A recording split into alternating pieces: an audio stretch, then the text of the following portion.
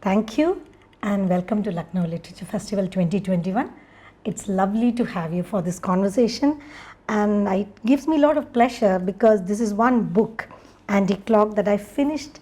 I think I read it in Kindle, though I had the book.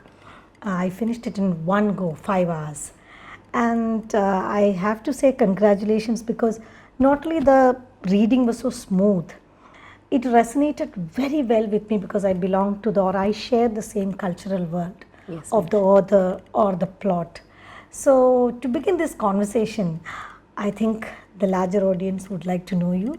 Here is Ministry S, 2003 batch IAS, belonging to Uttar Pradesh cadre, and the outside world will know her more than her awards as an accomplished translator. Within a short span of time, she has been able to translate Malayalam into English, and she also has publications, translator work in Hindi and back to Malayalam as well. So let's begin the conversation on your journey as a translator. Yes. Thank you, Piush, for this opportunity, and thank you, Lucknow LitFest. It's interesting you asked me that question, Piush. It was life who got me, hooked into this journey as a translator. I was going through a very traumatized phase in my life, and I wanted to divert my mind from the negativity to something very positive, because it happens in professional life and personal life.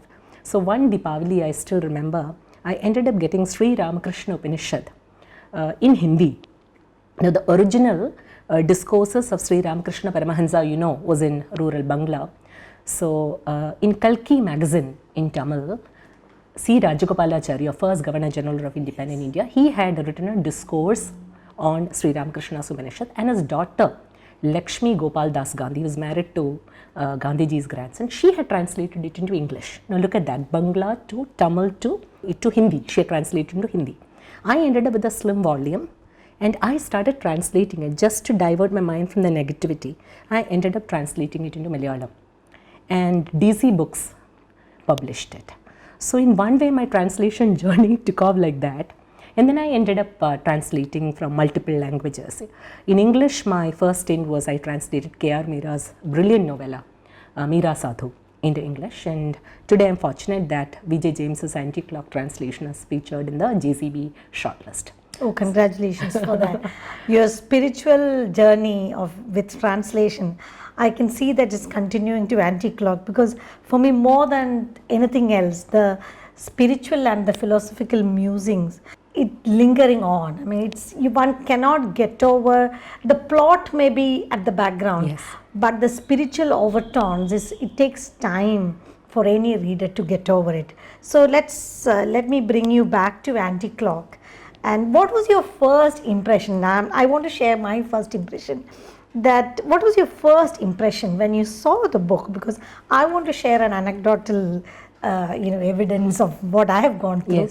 When you heard Anti-Clock, what was your first emotion about it, or what struck you? It was a feeling of pathos and sadness, but still a spirit of resilience, because I read the original Malayalam book.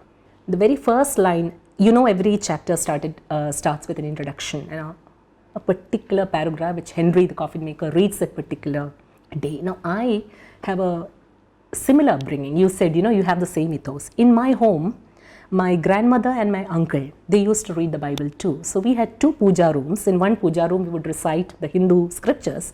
And whenever my uncle, who was a marine engineer, he used to come, we used to go and pray, in the Christian spiritual way in another room. So I grew up in a pretty eclectic environment in which we used to visit both churches as well as the temples.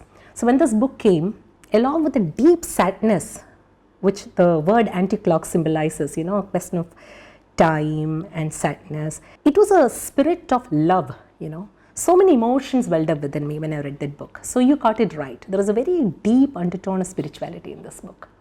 Now, I wanted to ask this question because when I heard the name of the book, Anti-Clock, it brought me back a lot of childhood imaginations that whether it's Aladdin's magic lamp or an antique clock, these were part of growing up of children of 70s and maybe mid 80s. That as a child, anything that is not within your reach, you always wanted to possess it and you want to go back in time and or reach far. And now this generation will refer to it as time machine. Yes. But I think our generation were more into this magic lamp and the antique clock. Yes. So it was very nostalgic for me to hold a book which is titled Antique Clock. True. So I'm glad that you have the same childhood connect Yes. with this book. So going into deep into this book, Right. what is striking for me as a reader is that how two worlds, the binaries, merge very seamlessly into this. I know that you mentioned your own upbringing of being a pluralistic environment. I'm sure that that same ethos is very much in this book. For example, in one page you will see very strong biblical references.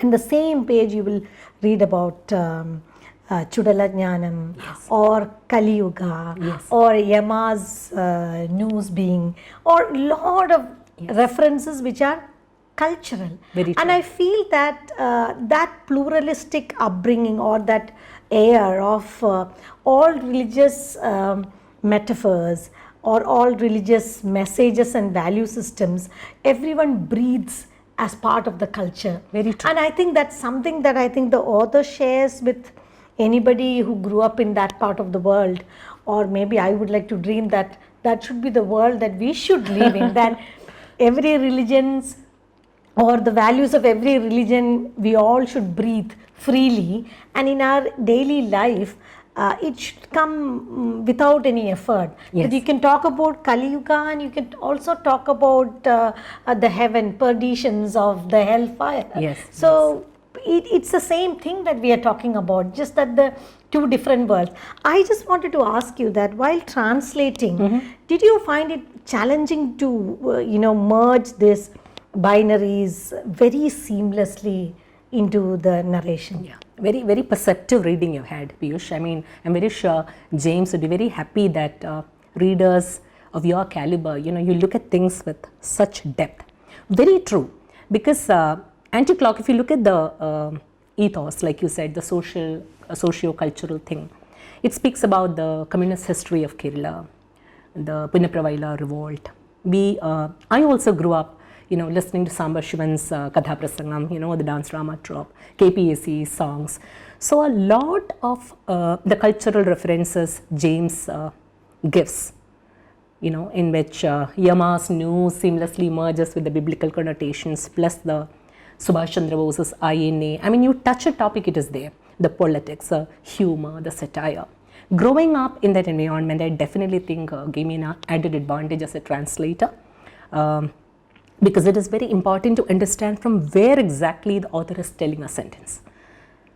A translator, somebody said it's probably the most intimate reading which a translator does, much more intimate than what a author even does, because every sentence goes through your mind's filter.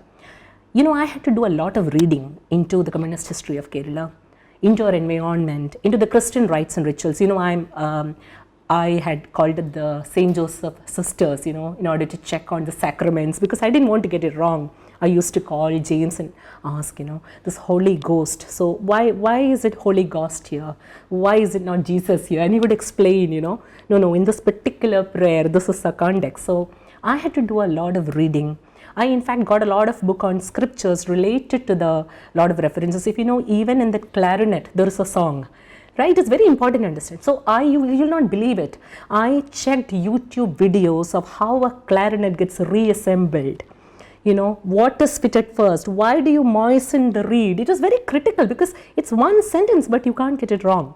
So it was a lot of exciting intellectual work for me. No, I can understand that.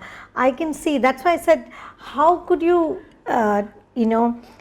put yourself into a different world, because in and out a biblical world. It is. With, occasional, merging with the other world. And in this biblical world, the precision was very important. Right. And it's not only about the reference is very important, but the Syrian Christian, the living, Yes. where the church dominates your social life. True. Whether it's the life of people who are in the margins, or whether people who are in the higher echelons. True. The church dominates their social life. And then I think in all this, you're not cut off from the overall cultural ethos of the state. Yes. And I feel that it resonates well with anybody of 70s and 80s, because those socio-cultural legacies of Kerala, it's very much there. And I was very happy and thrilled to see one of my most favorite stories being mentioned. Okay. That Karur's Marappavagal, the wooden toy story. Yes, It's a story about a census, a teacher going to take census, and an empowered poor woman, and her empowerment is mind-boggling. And I felt that how well I could connect to those. And I know that all the socio-cultural legacies of Kerala are mentioned here. So I feel that anybody of our generation, it's like our own childhood. And for younger generation, it's like introducing, this is what you've missed out. Catch up. There is so much more that you need to know about Kerala. And I would like to say, any youngster, put down your mobile or move to Kindle or search. There is so much more about Kerala that this book gives hinting. Very true. And don't miss those hints. And Kerala is there. Piush made the best marketing pitch for anti-plug, which I couldn't. No, because that's what I'm saying. Like, I had to take a, short breaks in between. I'm saying that, then I go back. When did I read that story? Or what is he referring to? And most importantly, I wanted to say that the mentioning of Arogya Niketan in this book, that is a milestone where the Bengal literature and the Kerala literature, the Russian literature we grew up with, and I think the Malayalam literature or the Sahitya Academy's effort that anything that is happening in the world, in the literature, gets translated immediately. And we read it. And how many people outside the non-Malayalam world will believe that a coffin maker can talk about Jeevan Mashai's story. And Pinkalakeshini is yes, and I think it can happen only in Kerala, where a coffin maker will confidently refer to Jeevan Mashai. Very true. And even now, how many educated people in whichever part of the world would have read. And connect to that healing power which was magical in those books. Absolutely. Those pages. Absolutely. You are absolutely right. In a lot of interviews which were held, and even in a conversation with Vijay James, translations of world classics, like you and I, we all grew up along with the author. We're reading world classics, including Russian classics, Brothers Karamazov, or Pavangal, Lamira, whatever it is, Nirmal Verma short story, Khandekar's Yayati, everything we grew up reading in Malayalam. I had in fact Hindu interview, I did say the Pratham Pradishruti, Bagul Katha.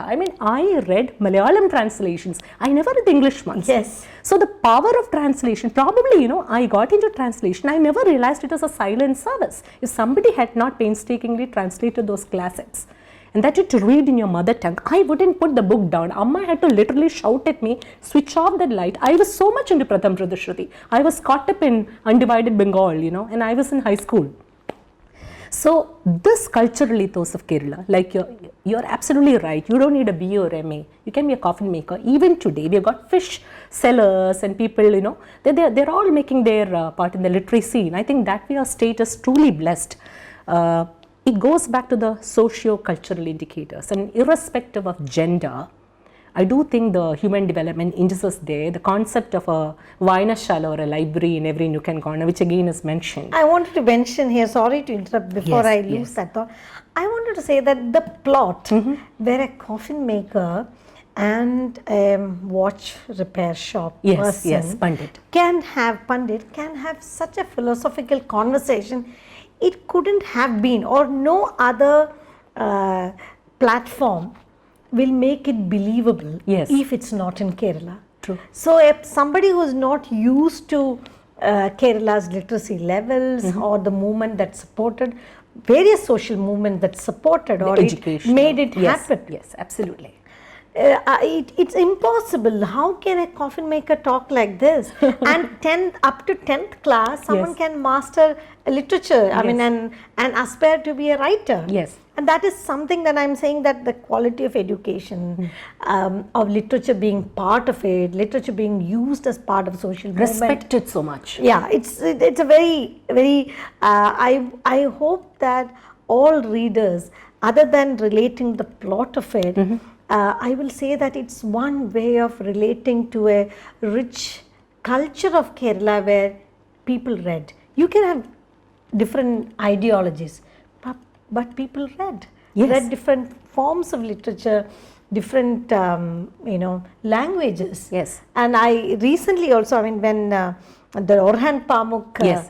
got awarded, then someone told me, My Color is Red is already available in, before all this award, My Color is Red is already published in Malayalam. I said, wow, that's how, because maybe in other parts of India, Orhan Pamuk was not that famous, Yeah. but Kerala, we Pretty knew, popular, yeah, kind of. pretty popular. So that is still there in this book, that Yeah. these translations do and I think now it's, I will say, the reverse trend. You are part of a reverse trend, where I feel that the Malayalam literature being, being made familiar, the Kerala in a platform, the literature or the growing, evolving literature of Kerala is being transmitted to other yeah, I mean, that's a wonderful service. I think that is a kind of inflow and outflow is something that this globalized world is looking forward, and I feel that this book does that. More than just a mere translation of a story, I think it is throwing open Kerala's the foundational structure of being committed to literature, being committed to certain social movements, being concerned about environment. Very true, very true. Just to to add on to what you said, Piush, and to answer your this thing, even the first two books of K.R. Meera which I translated, the writer style. Every writer has a very unique style. Meera is all fire and lava. It's like, to capture that spirit, the words you choose have to be very, very careful. One, if you look at it, Meera Sadhu, if you look at the translation, an IIT graduate in Vrindavan, in the context of that, the language, the power, but the deep sense, the Greek, it evoked the tragedy of Medea, right? And then if you move on to Netron Milanam, if you look at it, the unseeing idol of light, the play of words in which light and sound and love and suffering was so seamlessly merged. Then you come to B.J. James's style of Meera is a very, very powerful waterfall. James's style is like a serene river, both the waters equally precious, but the style. Now for me to translate from one word to the second word, so, it's so challenging, because you literally have to forget your ego and be a medium or a channel and let the writer's words flow. Now the style of the author and the way they want the book to be presented is also very challenging as a translator. So one thing I have found is the amount of hard work the author and the translator puts together to edit the book. So in the case of James, even a single comma or a word, he's very clear. Why did I put that comma there? So that conversation and the open-mindedness and the acceptance part, I'm very sure the translators of Malayalam literature must be feeling that. So I have found that editing with the professional editors of publishers far more easier. They will just ask you the query. The real work is for, if you are the author, that we get into the same thing. So Malayalam literature, like you were saying about the reverse trend, we are fortunate that I think a lot of professionals, I'm an IAS officer, nothing to do with literature, just out of love of it. If you want, you have the caliber of translating another book. We have so many people. Devika is a professor. If you look at the background of a lot of people do it out of sheer love of literature. So that way, I think growing up bilingual or growing up in a reading ethos, a lot of us, doctors, engineers, it's just that, that difference is there. Why isn't that other states are not translating so much? So this particular point is very relevant. I wanted to bring your attention to something else, that there are many passages where you forget the plot and you get immersed into the philosophical musings of the protagonist. True. I have many portions that I marked. I want to ask you, which is your favorite part? Yes, my favorite part is a speech the pastor gives, on All Souls Day. Oh, I found it so touching because he compares us to candles and what are we doing with our time. Now, personally, as a human being, I have a very special relation with time. So the whole book is about time, anti-clock, and that particular paragraph, which ends with St. Paul's quotation, have I run a good race? I always believe, Piush, as a person, why it touches me is I should compete only with myself. Am I a better person today at this moment than what I was yesterday? Physically, mentally, psychologically, spiritually. It is my race. Okay, the only person I should compete with is me. The moment you do that, all your jealousy, your envy, so something in me resonated very strongly to Father's very powerful philosophical speech. So that is a push. Would you like me to? Yeah, please. I'll be. Yes, sir. That will be a treat. Yeah. So the Father is giving the speech on All Souls Day. Know that each man is a candle which burns from head to toe, losing its thread and spine before vanishing into nothingness. Close your eyes and visualize yourself as one. The childhoods of most of you have already melted away. Some of you have melted halfway, some 3/4, and some are on the verge of burning away completely. And when the light reaches its origin and merges with it, the signs of the physical existence cease wholly. Now I'm going to read another paragraph. Realize that the prayer for the departed souls is a preparation for our own journeys. Let us mark this day by truthfully answering the question, have I run a good race? Let us raise our eyes to heaven and pray for all those who are dead and alive. So it touched me the most. Thank you. It's a lovely paragraph. In fact, I think somewhere in continuation of the paragraph or in some other portion, I have underlined the sentence, prayer is a strong form of memory, or prayer is the strongest form of memory. Yes. And I thought that was very catchy for me because there are many books that refer to the power of memory. Yes.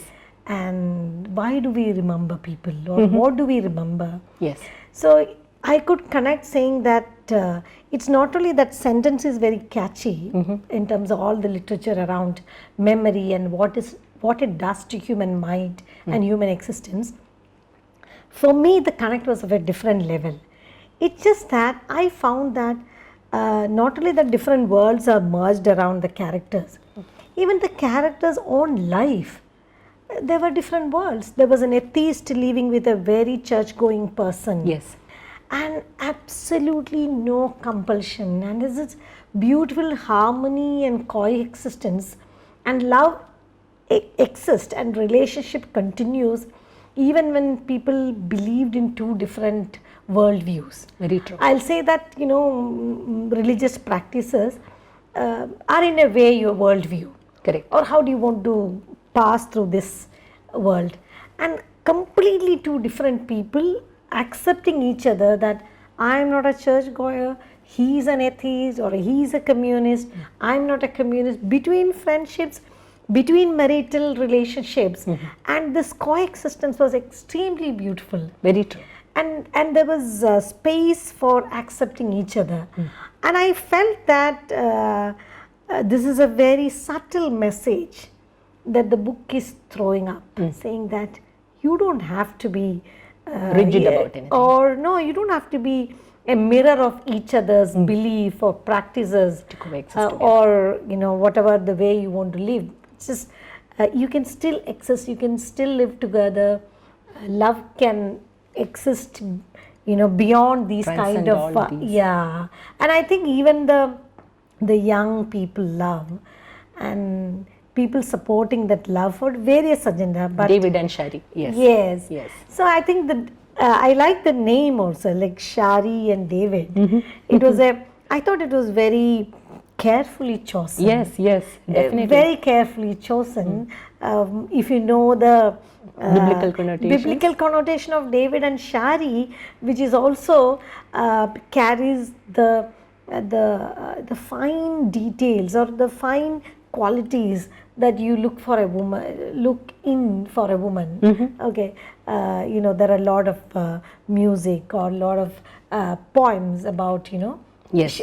Names starting with Shari. Very true. Yeah, so it was very culturally appropriate to have a young woman with her ambitions, with her romantic ideas, falling in love with a man who is nowhere in the picture of, and from a very communist background. Yes. A father is very staunch. For a grave digger's son. It's a very class, religion, everything is in conflict, but the love blossoms. Yes. It is a very beautiful thing, and I think every time they caught Vaikom Muhammad Bashir, and there is a reference to Premalekhanam. Yes. I said, wow, it's all the same world being the inside replicated. Jokes, most probably the Keralite readers will relate better. But yeah, in the sense that. So I wanted to say that it's not only the different worlds existed outside the characters, even most of the characters were also leading a merged world, like the rich man and the Philomena, his wife. Yes, absolutely. Very pious woman, and he wasn't. Yes. He used church when he wanted. Correct. But they were Satan living Loppo together. is epitome The Satan lived with a pious woman, and the pious woman praying for a Satan. Yeah, so these and are all he actually escaping, the prayer getting answered. Yes, so it's a very interesting way in which the subtle messages are, that it's there, you pick up, and while reading it doesn't strike you, you just have to take a break or just close your eyes and think about the characters, then many layers will come. The layers of meanings, which you said, Piush, which haunts the reader even while taking a break, the commissioning editor, Elizabeth Kurvilla, the first email which she sent to James and it was the same comment. She said, long after close of the book, Hendri and his stories and the characters continues to make you think, it's not letting you go, and in a very positive way, I think if you look at a book from all the nuances, it should elevate you. At the end of the day, why do we read? If you look at it, if it can make you better, if it can make you a person with a larger heart, as a reader, I personally look for books which leaves me feeling slightly a better person than what I was before I read the book. That is how, personally as a reader, my experience with every book is like that. Anti-Clock, with all its nuances, like you said, is a book which challenges the reader. It's like going out and standing in the rain. Again, a very a simile which James uses in a lot of his books. If you have a little glass, you collect so much of rainwater. If you have a bucket, you can collect as much as you want. So the vessel of seeking which the reader carries, so much you can gather from the book. And it is not insisting at all. If you want to just read the plot and enjoy. Yeah. If you want to read more, see, you even went into the nuances of the name of Shari, right? I am thinking about it for the first time today. Okay, it can be read like that. And immediately my mind started, humming about King Solomon and David and so many. So, you went with a bigger vessel than me. No, I wanted to say that, I'm also, or I kept thinking that in the book, I feel that more than anything else, the characters, 268 pages about a coffin maker. Yes. People on the margin. How often we think about people. True. As a child, I went to school always crossing a coffin maker, and my classmate was the daughter of a coffin maker. But I never felt that they have a different world view, right, and they can be philosophical about life because they see the end of life, and the entire book is about a grave digger and a coffin maker. And I think the author's own confession that the author is moved by Keshavadev's ordeal Nidha. Yes. And I think that I see that he has never got over that, the author. Otherwise, why would a coffin maker and a grave digger become the heroes of main protagonist? Yes, main protagonist, and teaching the entire world you can have a different world view and relax in life. Yes. In their own sufferings, in their own life experiences, they are telling everybody relax. Correct. Suffering is part of it. Time is going to take care of everything in its flow. And I think that's the beauty of the book, that who is giving these messages. Very, very true. In a recent, because James unfortunately is not a part of our discussion, otherwise he would have spoken for himself. In a recent question, I think it was in the Hindustan Times, one of these, somebody asked the same question, you know, and probably now as a translator, because I had read his answer, he said that right from childhood, voicing the marginalized voice has always been, because he grew up like that in Kutanada, and that is his own tryst with justice, to voice stories from the perspective of somebody whom you actually ignore.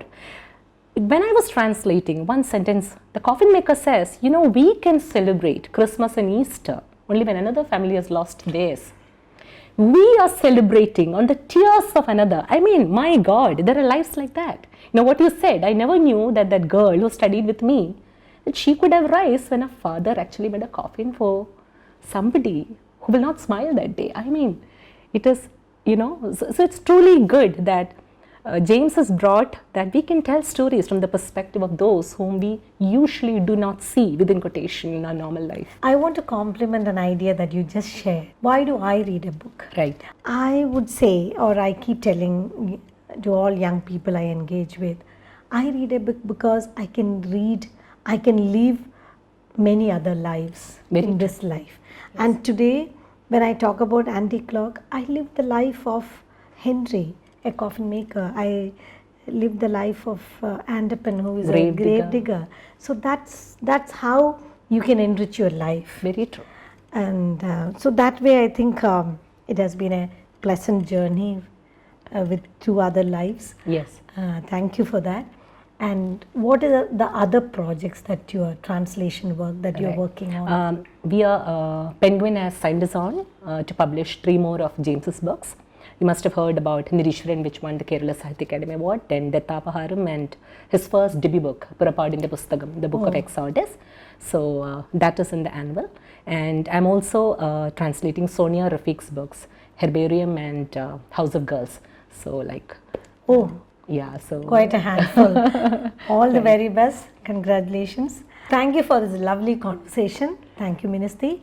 And thanks to Lucknow Literature Festival. Thank you, Piush, and thank you.